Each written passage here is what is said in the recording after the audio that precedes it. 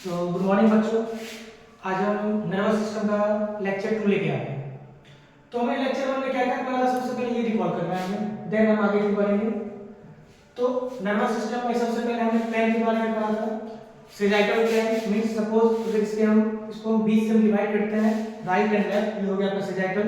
Then आपका coronal plane, anterior and posterior. Then आपका हो गया transverse plane, superior and inferior.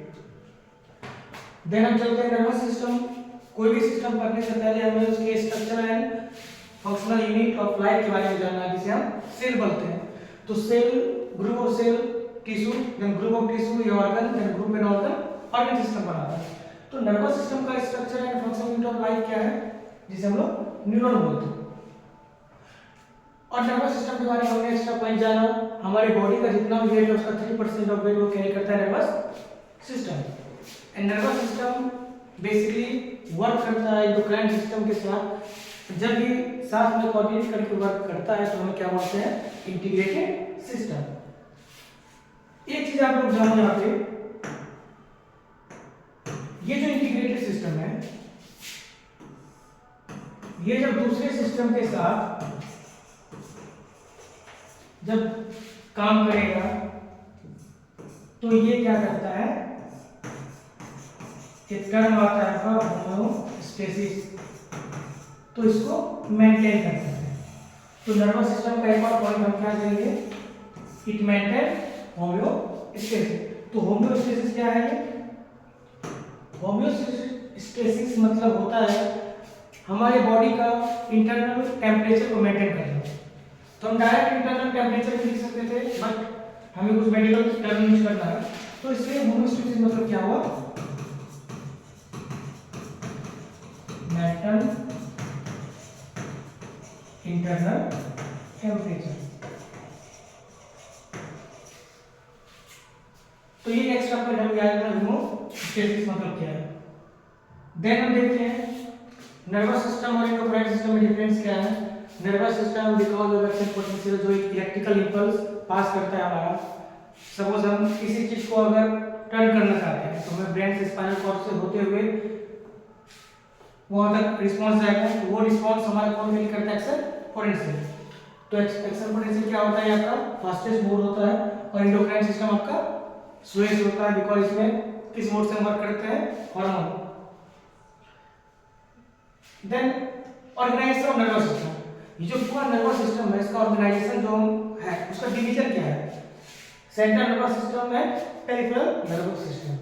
Central nervous system क्या हो गया, brain and spinal cord.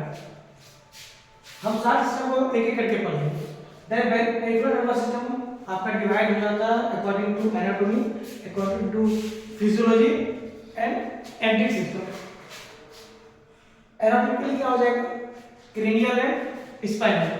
Cranial and spinal, cranial means inside the brain जो आपका नर्व है उसे क्रेनियल नर्व बोलते हैं।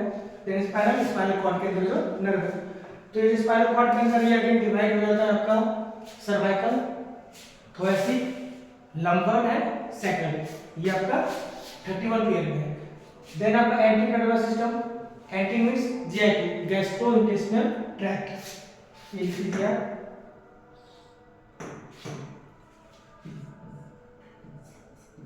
Gastro intestinal tract.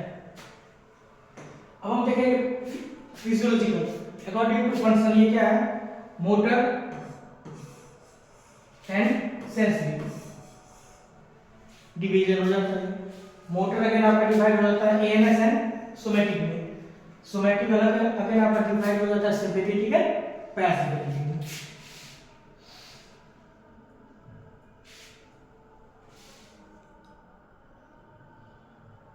तो बेसिकली यहां तक हमने प्रीवियस लेक्चर में पढ़ा था जो हम रिवाइज कर चुके हैं। अब हमें क्या देखना है, ये जो आपका नर्वस सिस्टम है, जो हम लोग सेंट्रल नर्वस सिस्टम देखते हैं, और ये जो पेरिफेरल नर्वस सिस्टम है आपका, central nervous system is brain spinal cord, peripheral nervous system is जो हम अभी नर्वस सिस्टम जितने भी क्रेनियल एंड थोरैसिक देखते हैं। जब ये दोनों नर्वस सिस्टम ये नर्वस सिस्टम वर्क करता है आपका टोटल में। एक है आपका जो हम जानते हैं दैट इज न्यूरॉन, दूसरा आपका है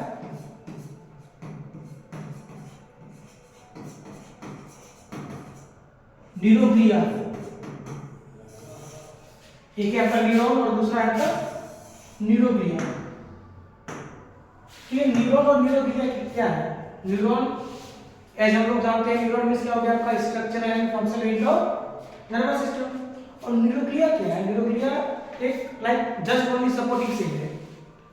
तो न्यूरॉन और न्यूरोग्लिया का हमें डिफरेंस समझना है। तो नेक्स्ट हम डिफरेंस देखेंगे।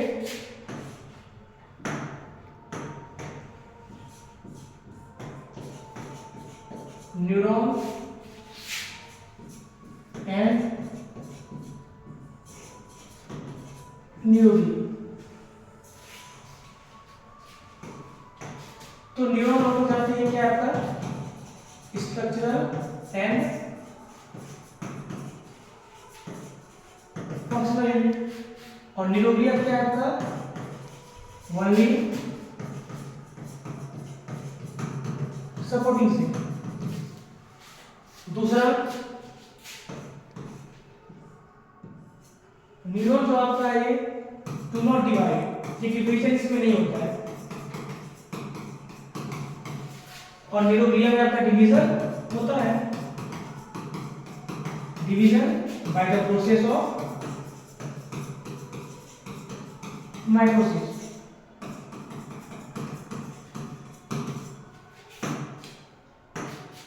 तो इधर हमने ये जो टिक लगाया है ये सबसे इंपॉर्टेंट पॉइंट है न्यूरॉन और न्यूरोग्लिया में डिफरेंस है। तो ये जो नॉर्मली हम जानते हैं वर्ड है हमारा दैट इज ट्यूमर। ट्यूमर एक ऐसा चीज है लाइक अगर किसी चीज में डिवीजन हो रहा है तो ही जाके वो ट्यूमर करेगा। अगर न्यूरॉन में कोई डिवीजन आया तो न्यूरॉन से कभी ट्यूमर होगा? तो एक क्वेश्चन में राइज होता है ट्यूमर आइदर न्यूरॉन से होता है या न्यूरोग्लिया से होता है।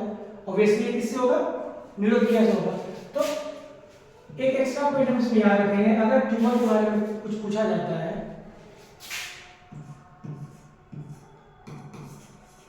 इसलिए याद रखना है हमें न्यूरोग्लिया के कारण से ट्यूमर होता है बिकॉज ऑफ डिवीजन। न्यूरॉन में पेरेन्काइमल सेल होता है,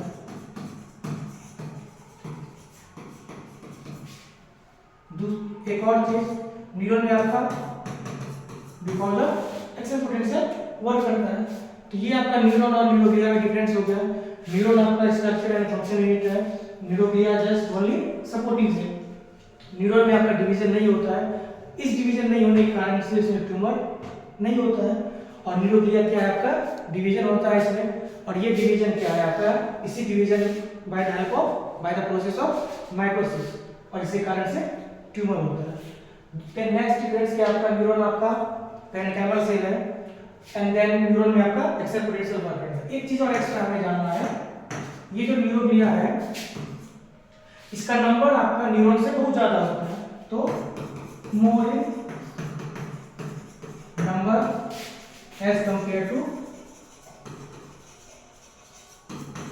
न्यूरॉन। तो हमने पढ़ लिया न्यूरॉन और न्यूरोग्लिया।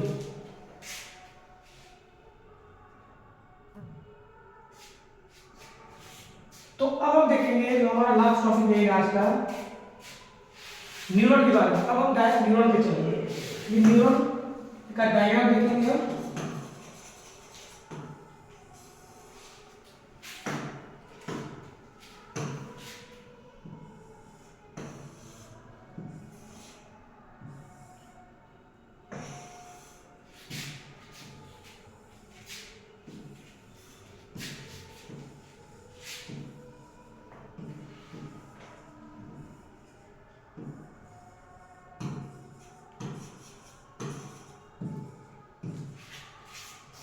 तो ये नॉर्मल हम डायग्राम देख रहे हैं न्यूरॉन का।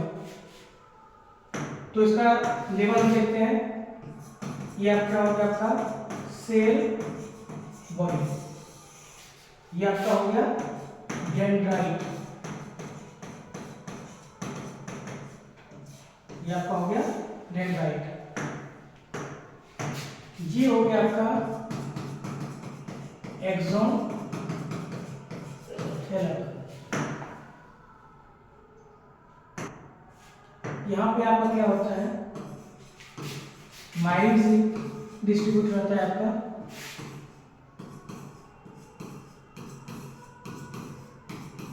तो ये क्या हो गया आपका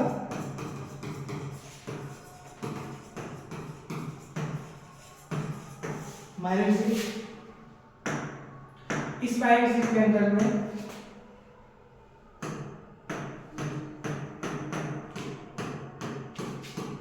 ये स्वर्ण से होता है आपका,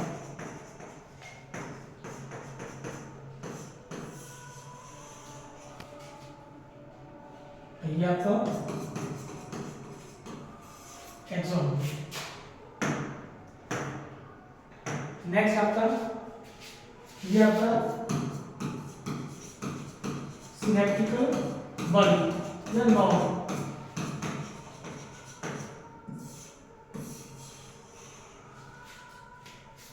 तो ये बेसिकली आपका एक डायग्राम है आपका जो न्यूरॉन का, जब न्यूरॉन का डायग्राम स्ट्रक्चर को बनाने बोले तो लेवल के साथ वैसे बनाएंगे।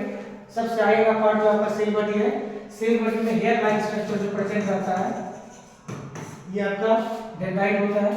देन डेंड्राइट के आगे आपका जो स्ट्रक्चर है ये आपका एक्सोन होता है। एक्सोन के ऊपर आपका माइलिन सेल का डिस्ट्रीब्यूशन रहता है और इस माइलिन सेल के अंदर से आपका स्वर्ण सेल रहता है। जब हम उसके बाद लास्ट देखेंगे ये आपका सिनेप्टिकल बल्ब रहता है।